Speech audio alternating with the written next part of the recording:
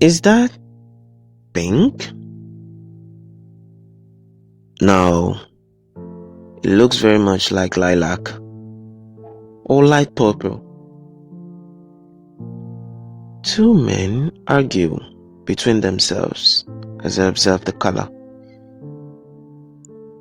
But all I see is red. Red as a budding rose. Red as a gush in blood.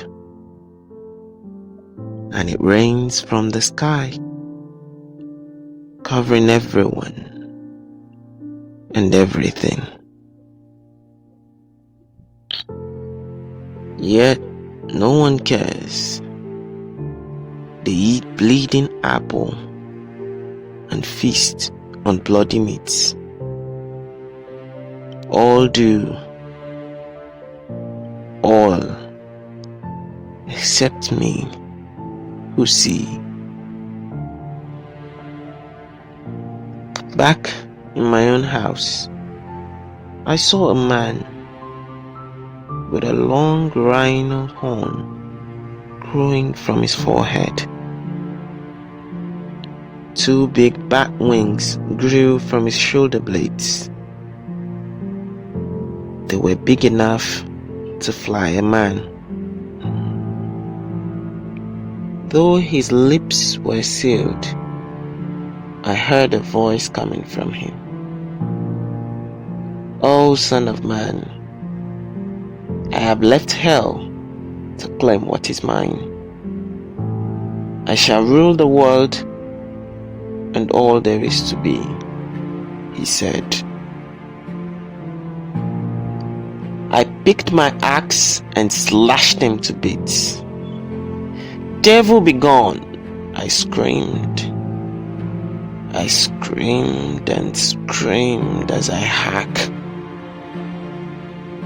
In a blink, men and women dragged me out of my own home. "Murderer," they call me.